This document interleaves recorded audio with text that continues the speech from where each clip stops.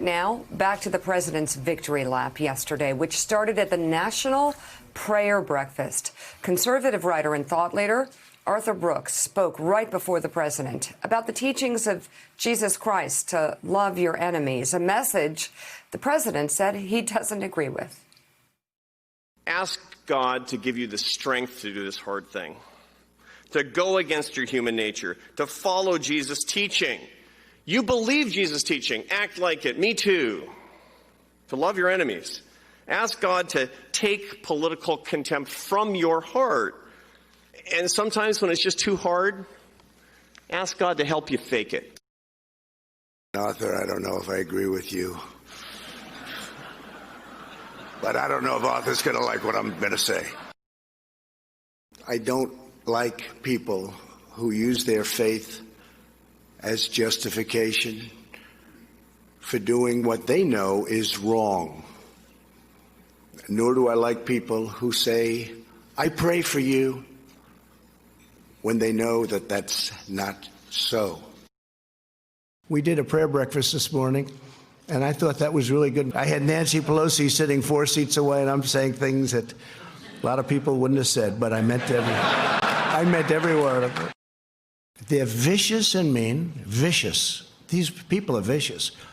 Adam Schiff is a vicious, horrible person. Nancy Pelosi is a horrible person.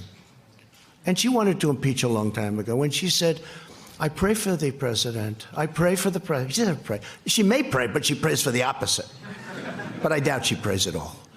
And these are vicious people. You know, evangelicals, anybody that's grown up in a church, evangelical church, Catholic church, Christian church, understands the blasphemy there. They really do. You had Donald Trump, first of all, saying, I don't agree with you, Arthur. Well, it wasn't Arthur he was disagreeing with. It was the words of Jesus Christ he was disagreeing with. But this is a man, and, you know, Franklin Graham, you know this. This is a man that has said he's never had to ask Jesus Christ for forgiveness before. This is a man who never read the Bible his entire life. He handed me a Bible of his one time in the early fall of 2015 that his mother gave him. It's obvious it hadn't been open for 40 years. He talked about 2 Corinthians when somebody gave him a quote from 2 Corinthians. He couldn't name a single book in the Bible. He couldn't tell you the difference between the New and the Old Testament.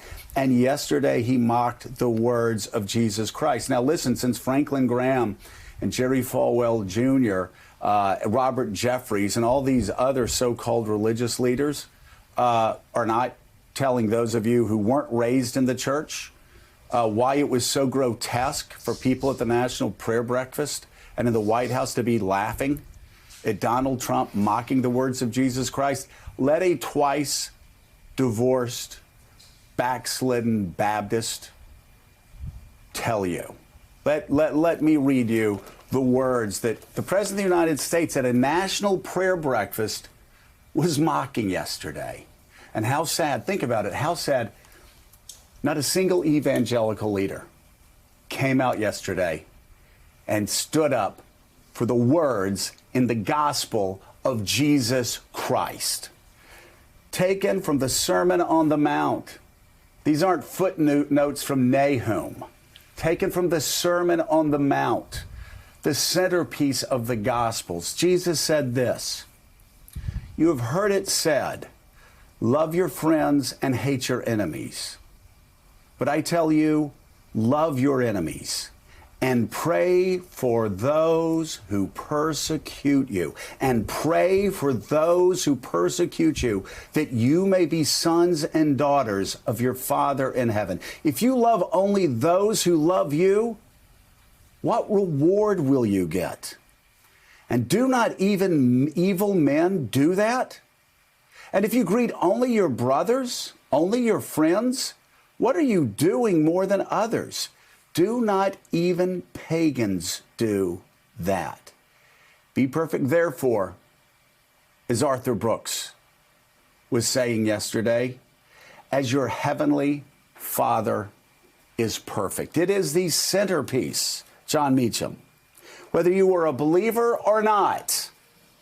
It is the centerpiece of the Gospels of Jesus Christ to love your enemies, to forgive those who have persecuted you, and to show mercy and kindness and meekness. That should be your goal. And yesterday, at something called the National Prayer Breakfast, Donald Trump mocked the words of Jesus Christ, and he got applause for it. I'm marking yesterday as a dark day, not only in the history of this country, but in the history of the modern evangelical movement, because I heard nobody that supported Donald Trump stand up for the words of Jesus Christ. And here I am, like I said, a guy who's been divorced twice, a guy who's a backslidden Baptist. I'm having to do this? Where are the religious leaders of the day to do this, or to talk about the Good Samaritan, or to talk about why it is unchristlike to put children in cages, or to talk about why it's unchristlike to reward the richest of the rich while hurting the poorest of the poor? Where are these men? Well, all right. So at the top, to stipulate, judge not lest ye be judged. So I'm going to be very careful here because, as you say, you're a backsliding Baptist. I'm an imperfect Episcopalian, which is redundant. So stipulate. Very redundant, yes. Come from a family of Episcopalians, we'll welcome you John. Anytime. Your mother helped us with the music. So my father was there all the time. I love Episcopalians, but go ahead. We'll take you. And there are only 6 of us left, so you'll help our numbers. So, a couple of things. One is what's going on with the evangelical, broadly put, evangelical movement, is that they've replaced the basic theological vision of the New Testament, which grew, of course, out of the Hebrew Bible and the story of salvation, with the idolatry of temporal power.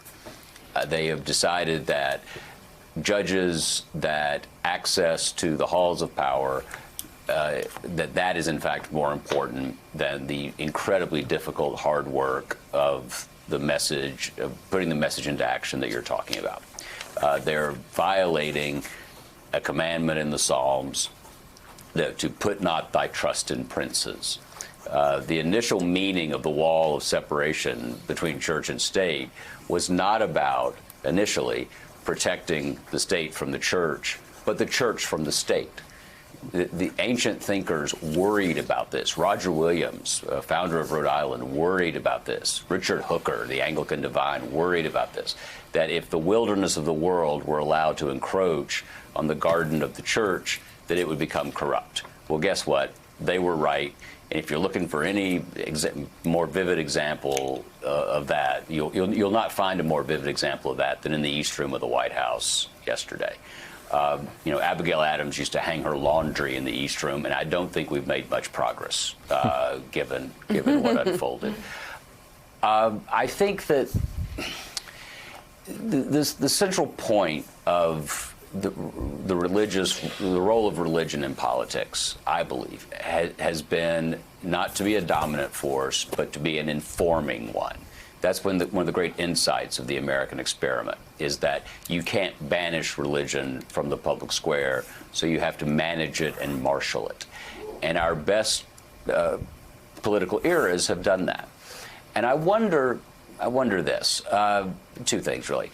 One is the culture that Trump embodies and now perpetuates is the reason we need more of the religiously inspired values in the public square. The religiously inspired values of grace, generosity, humility.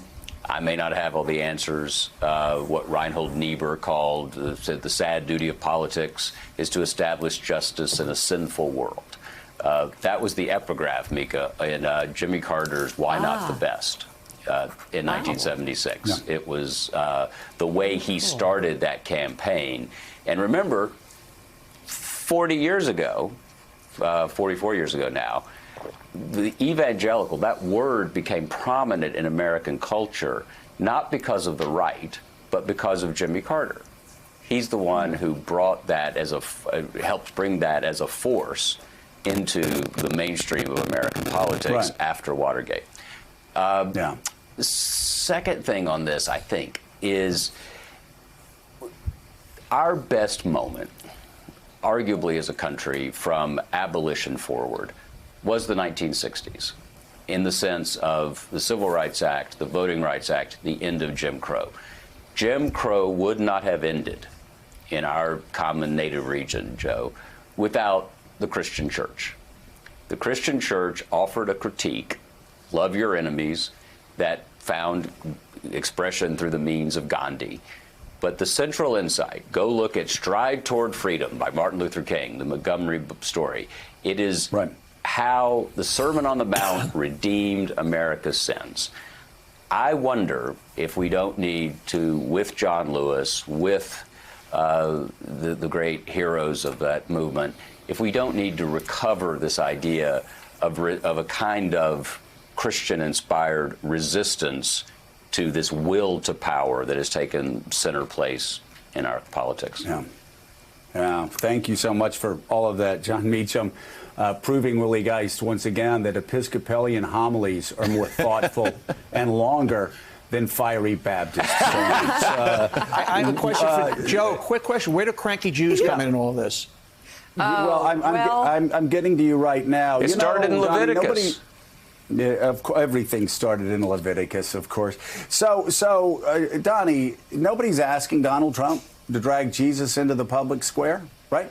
And this isn't even about Donald Trump and Jesus.